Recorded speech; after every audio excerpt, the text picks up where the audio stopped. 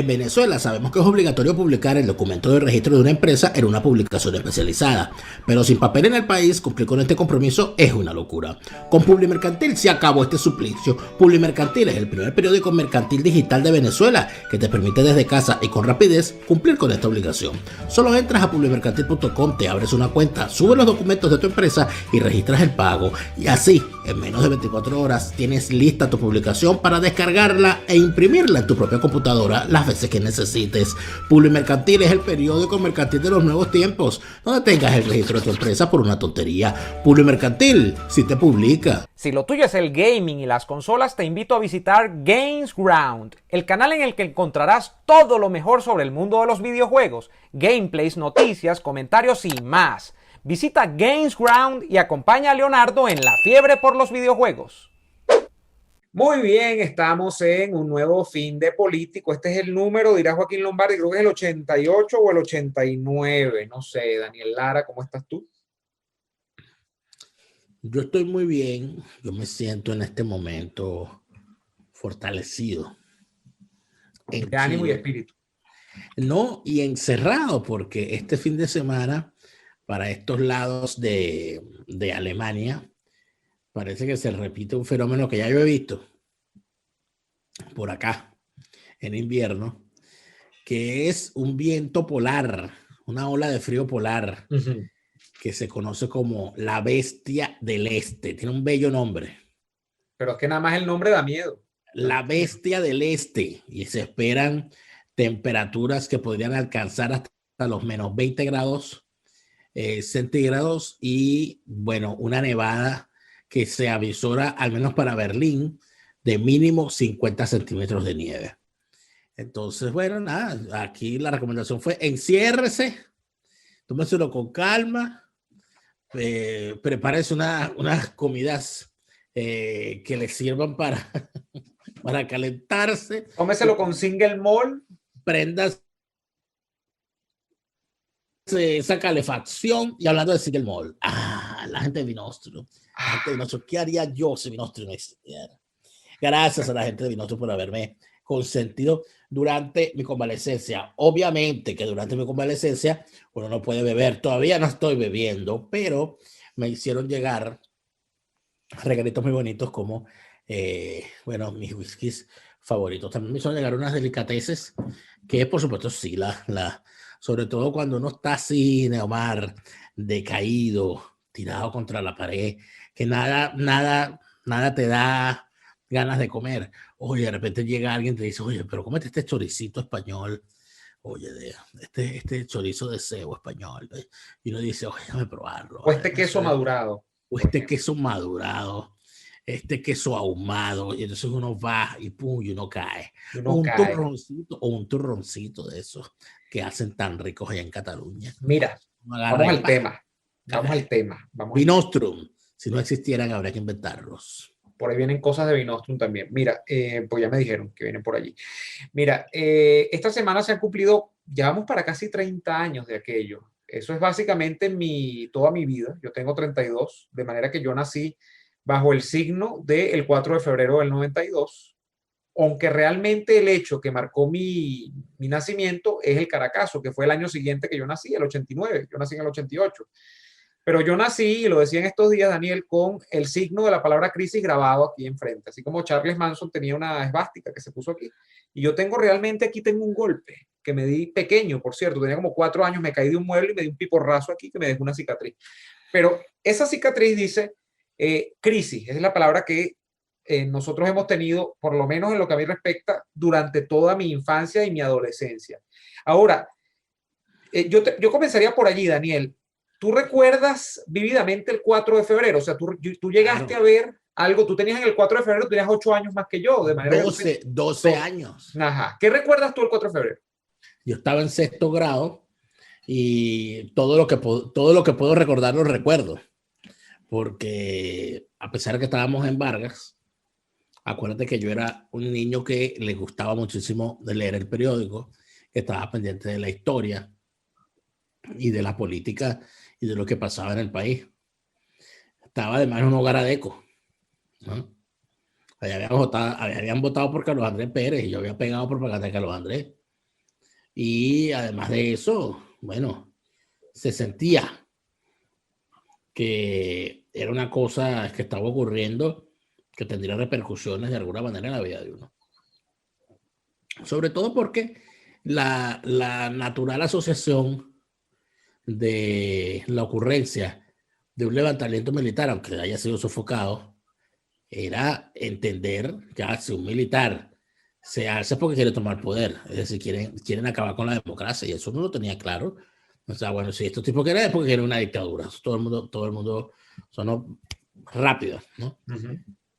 Yo sí Pero ese día tú recuerdas haber visto las noticias, la claro, ventana en la calle. claro, porque yo estaba en sexto grado. En Vargas no hubo mayor ocurrencia de situaciones ese día, pero sí recuerdo estarme pues, preparando, levantándome temprano para ir para la escuela, y la vecina tocando la puerta, mira, que prende la televisión, que parece que está pasando algo, y fue muy temprano en la mañana. O sea, yo llegué tarde a los eventos, no así como la gran mayoría, no así como los caraqueños, el resto del país llegó tarde. O sea, informativamente hablando, el país donde no hubo alzamientos llegó tarde a todo esto. ¿Por qué? Porque no hubo tiros, no hubo bombardeos, no hubo situaciones, sino en los sitios puntuales. En Caracas, por supuesto, todo el mundo se enteró de que había un golpe de Estado. En Valencia, en Maracaibo, en donde había acantonamientos militares alzados, ahí todo el mundo supo que había un golpe de Estado. Nosotros teníamos además, para aquel entonces, una situación adicional, que era que teníamos, yo creo que ya había entrado a las Fuerzas Armadas un primo que era cadete de la Escuela de Aviación. Y eso, por supuesto... ¿Y le preguntaron a él en medio de esos acontecimientos? No, porque él era... Pero es que yo no recuerdo precisamente si eso ocurrió si él ya estaba ahí el 4 de febrero. Yo sí recuerdo que estaba el 27 de noviembre, porque los bandidos que asaltaron o que intentaron asaltar el poder el 27 de noviembre fueron tan ruines que, siendo egresados de la Escuela de Aviación Militar, bombardearon la escuela de cadetes, los dormitorios. Y yo recuerdo lo que eso significó para nosotros cuando llegaban todas aquellas noticias y esas cosas, porque sabíamos que mi primo estaba allí. E inclusive luego nos contó cómo los reunieron y le dijeron, mire, el que se quiera ir es libre de irse ya. Y según él me cuenta, no hubo mucha gente que se fuera. Pero, ¿qué ocurre con todo esto? Mira, yo recuerdo haberme despertado, fue cuando me desperté. O sea, a las 6 de la mañana, oye, mira todo lo que pasó, ya la cosa estaba controlada, ya estaba el palacio retomado, ya había pasado el golpe. Daniel, en los días siguientes, ¿cuál era el espíritu de la gente que tú conocías? La gente decía, bien hecho que le pasó esto a Carlos Andrés Pérez, que caiga en esta partida de corruptos. Era gente que más bien decía, no, este tipo es un golpista y es un peligro, este tipo no hay que dejarlo llegar al poder. ¿Qué decía la gente sobre el golpe? ¿Apoyaban o se iban en contra? Mira, yo lo que recuerdo sinceramente era un apoyo masivo, por lo menos en las primeras de cambio, a Carlos Andrés. Yo recuerdo el apoyo natural y la solidaridad natural y automática que hubo con Carlos Andrés Pérez, que eso duró unos meses. Por supuesto, también vimos la emergencia de la figura de Hugo Chávez y de los golpistas. Además de eso, la emergencia de otras figuras, algunas de ellas ya conocidas, pero que habían supuestamente pasado a la reserva, como el caso de Caldera, y otras figuras completamente desconocidas y que yo conocí ese día, como Aristóbulo Istúriz. Claro. Por supuesto, todo lo que quedó fue pegarse a la televisión, salir a comprar las ediciones especiales. Yo tengo la edición extraordinaria que sacó el Diario Nacional. Yo guardé todo eso, yo guardé todos esos recortes. Yo iba para casa de familiares que compraban otros periódicos. En mi casa se compraba el Nacional y guardaba los recortes y recortaba y tenía declaraciones y todas aquellas cosas. Lo más importante de todo, recuerdo yo, fueron las transmisiones, lo que hizo la televisión. Como unos especiales, pues. Bueno, para empezar, hubo canales tomados, ¿no? Pero sí recuerdo cómo impactó muchísimo al país aquel famoso programa creo que fue el día 5, el día siguiente, cuando Nelson Bocaranda, que era el conductor, o sea, Venevisión tenía en El Informador, era como una especie de revista, o sea, era una cosa más allá que un noticiero. Entonces estaba Nelson Bocaranda, que editorializaba y hacía algunas entrevistas y cosas especiales, y estaban los narradores de noticias que lo acompañaban. Era como el formato radio. Y recuerdo que él se fue a la casona, hicieron el programa desde la casona o mandaron unas cámaras a la casona, y allí doña Blanca mostró en una mesa gigantesca todo lo que habían sobrado los morteros y todas las cosas que le habían lanzado allí. La obra de Rodríguez Torres, por cierto. Y Hernández Behrens. Y Hernández Behrens. Allí eso yo lo recuerdo, sí hubo esa solidaridad automática con Carlos Andrés Pérez, aquello de pensar que, oye, esto qué horror, ¿no? Aparte de eso, bueno, es que cuando el presidente dijo que lo querían matar, no había forma de dudarlo, porque las evidencias estaban allí en la calle. Acuérdate que si a primera hora de la mañana del 4 de febrero, en efecto, ya habían ocurrido los hechos mayúsculos. Ya se había retomado Miraflores, pero los golpistas no se habían rendido. Estaban todavía en Maracaibo, estaba Arias Cárdenas. Arias Cárdenas sí logró entrar al Palacio de Gobierno en Maracaibo. Y yo entiendo que este tipo lo ponen a hablar Maracaibo, a mitad de mañana. No, a mitad de mañana ponen a hablar a Chávez. A mitad de mañana. Tipo 9, 10 de la mañana, quizás. Es el famoso cuento de no lo dejen hablar y el tipo termina hablando. Claro, entonces eso... Ahí está toda la teoría de la conspiración, ¿no? Teoría sobre la que, por cierto, te ha llevado a ti, y me lo comentabas en días recientes, a especular incluso sobre la idea de que las reales cabezas del movimiento golpista no eran ni siquiera estas generaciones intermedias de la Fuerza Armada, sino que estaban fuera de ahí. Yo me he metido a investigar esto tanto que no me queda más que escribirlo, ¿no? Y Daniel lo contará en algún momento. Ahora fíjate. Está articulado. Es una cosa importante, porque en efecto queda un eslabón perdido, que es el eslabón 8 antes, ¿no? Es una gran interrogante en medio de todas esas cosas. Ahora, fíjate un personaje como, ya vamos a pasar a 30 años después casi, son 29, porque el 4 de febrero del 92 se termina convirtiendo en la gran fecha fundacional de la justificación histórica de por qué un tipo que se llama Chávez, que viene de Sabaneta, que es de acuerdo a la historia reciente y de acuerdo a los cuentos populares, es un tipo que prácticamente se viene con un pan debajo del brazo de Sabaneta a la Academia Militar, cosa que no sé si sea tan cierta, y que no sé si sea tan cierta con respecto incluso a los orígenes familiares de Chávez, que venía de una familia partidocrática, porque el papá de Chávez todo el mundo sabe que fue dirigente copellano de incluso del magisterio por mucho tiempo, de manera que no era un subversivo el papá de Chávez.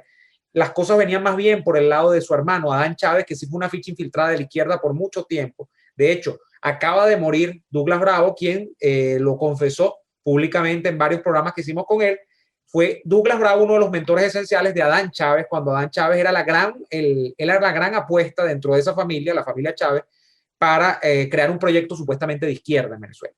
Hay un personaje que es Juan Barreto, que yo por fortuna no tuve como profesor en la Universidad Central de Venezuela, en la Escuela de Comunicación Social, que por supuesto tiene un rato alejado supuestamente del centro de poder del chavismo, pero él es chavista, porque Juan Barreto no puede definirse de otra forma como que un chavista, es chavista por estructuralmente chavista.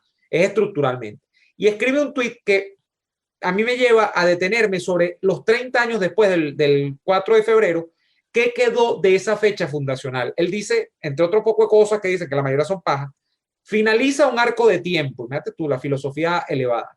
Comienza otra era. Los discursos de Chávez se van quedando como resabios, lastre, invocaciones vacías a los dioses muertos. Esto lo dice un chavista. Los discursos de Chávez se quedan como lastres, invocaciones vacías a dioses muertos.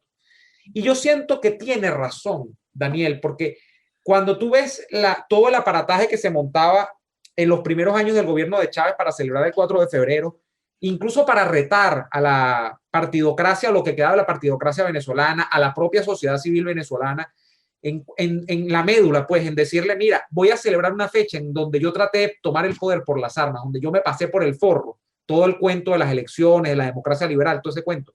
Yo voy a celebrar esa fecha. Y de hecho, la celebró una pila de años. Y de hecho, la celebró vestido de militar con el traje de campaña, que es un traje que en teoría Chávez no debió usar más nunca, porque Chávez salió expelido a la Fuerza Armada por golpista. Esa es una de las cosas que más dolor da incluso dentro del mundo militar. Pero lo hizo. Todo eso, que fue como la gran fecha, luego ha llevado a que en época de Maduro esto quede como una fecha más, Daniel. O sea, como que realmente, eso lo llaman incluso los tipos estos que estudian la semiótica, un significante vacío. O sea, que es una cosa que no tiene, es como una especie de pollo sin relleno, de puro hueso, donde no hay carne. O sea, ahí no hay nada. Y a mí me llama mucho la atención porque efectivamente, como dice Juan Barreto, es como un cambio de era dentro del chavismo. Es decir, ya el chavismo, y aquí empato con tu conclusión de por estos tiempos, ya el chavismo ni siquiera es un movimiento político, porque en los movimientos políticos de este tema ideológico, a veces hasta soñador, del cuento de la reivindicación social en las izquierdas y todo, el chavismo ya prescinde de todo eso. Estamos frente a un chavismo meramente mecánico, utilitario, que es un chavismo que está en el poder justamente porque todas las familias de las pandillas que están dentro de ese gran conglomerado que se llama chavismo, están de acuerdo en intereses, pero son intereses utilitarios. Nadie se acuerda realmente de Chávez. Chávez no importa para nada a esta altura del partido. Cosa que yo, particularmente dentro de mis perspectivas y lo que yo pensaba cuando se murió Chávez hace 6, 7 años atrás, yo pensé que no iba a ocurrir, Daniel. Yo pensé y pensó muchísima gente que el chavismo iba a ser una especie de peronismo venezolano. No es el chavismo un peronismo venezolano. Ya el chavismo es meramente una cosa criminal, ¿no? O sea, ya no tiene ni siquiera cosas típicas de las ideologías políticas. No hay esa recordación. Pues me parece interesante esto. Lo que pasa es que lo que estamos viendo ahorita es el chavismo sin Chávez. Y eso tiene unas explicaciones. Porque el chavismo con Chávez era exactamente lo mismo, pero con Chávez. Que era una mascarada, pues, de todo. El chavismo no ha cambiado.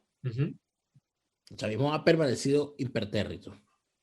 Lo único que ha cambiado es que antes del 2013 estaba Chávez y a partir del 2013 no está Chávez. Y ese es el gran drama del chavismo sin Chávez, al cual no se van a poder reponer. O sea, el chavismo no se puede reimpulsar de ninguna manera porque el chavismo ya se comió a sus principales hijos. Y se convirtió, dejó de ser una fuerza política, expresión de un movimiento de jóvenes militares en contra de la corrupción y en contra de la marcha horrible que llevaba el país y el pueblo sufriendo y tal, a convertirse en una organización del crimen transnacional, donde la corrupción es el motor principal, pero donde ser corrupto ya inclusive dejó de significar lo que significó antes. Porque antes el corrupto, cuando hablabas del corrupto, hablabas de un político que cobraba comisión por construir unas aceras.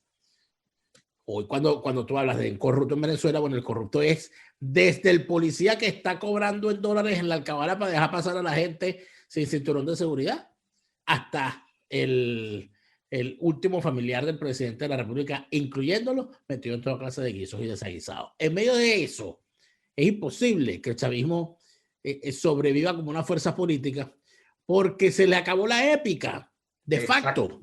Exacto. O sea, la épica de ese chavismo, de ese Chávez, y de eso sí me acuerdo muy bien, que el impacto del por ahora fue inmediato. O sea, cuando Chávez dijo, por ahora los objetivos no fueron alcanzados, ese por ahora sonó. O sea, eso no fue algo que alguien dijo después, como pasó el 27 de noviembre, con el hombre, que por cierto tú lo estás imitando hoy, con el gordito de la franela rosada. El gordito de la franela rosada. Esa fecha sí la recuerdo yo. Yo no recuerdo nada del 4 de febrero. El 27 sí por los aviones. Siempre te lo he dicho. Claro. Sonido de los aviones. El gordito de la franela rosada fue o sea, el tipo de verdad. Estaba allí un gordito con la franela rosada. Pero el primero que lo señala es Cabrujas. Con una burla. En el artículo. No. Con uno de los mejores artículos que ha hecho. Bueno, porque eso era Cabrujas. Cabrujas era un genio. Podrá ser un tipo que era izquierdoso. A pesar de ser un tipo de izquierda y que estaba embalado dentro de la campaña contra Carlos Andrés Pérez y contra los adecos, hizo un artículo sobre el 27 de noviembre exponiéndolo como muestra de la decadencia de un país, como muestra de como diciendo, cáncer en este país. Él decía del gordito de la franela rosada, recuerdo la frase era algo así como un festín de manteca, no sé qué. Él decía como que bueno, que para esto quedó el país, para darle pantalla a un gordito con una franela rosada. Un show.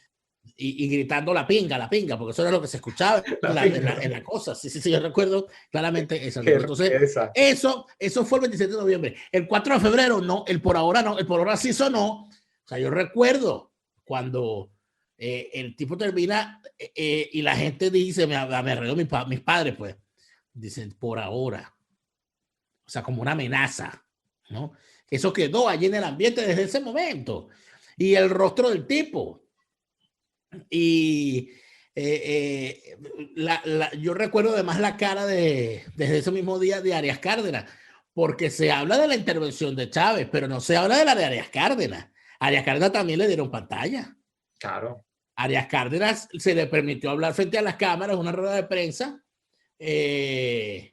cuando antes de liberar a Juan Álvarez Paz, quien por cierto juega un papel primordial, o sea, un papel verdaderamente interesante ese día, que nos contó aquí bueno, que nos contó en Radio Caracas Radio, en nuestro programa, en una ocasión, porque ese cuento es interesante. Mira, yo te diría, Neymar, que ya el chavismo del 4 de febrero, el chavismo del 4 de febrero se murió el día que Chávez llegó al poder. Porque el chavismo del 4 de febrero era la promesa, o sea, se convirtió en la promesa, que era el por ahora. Los objetivos no fueron alcanzados. Cuando Chávez llega al poder, ese era el objetivo, alcanzar el poder. Había que inventar una nueva épica. Que nunca apareció. Para sostenerse. Por eso es que el chavismo, no, se aparece. El chavismo arranca en esa cantidad de desaguisados y locuras desde el momento que llegan al poder, porque el plan era llegar al poder. El plan del chavismo, ese por ahora. El verdadero plan no era de ellos, que era el plan del sometimiento de Venezuela. Eso era una cosa castrista. ¿Cuándo comienza la otra, o sea, la nueva ola de la épica del chavismo? El 11 de abril. Ahí se inventan otras épicas que no tienen nada que ver con el 4 de febrero.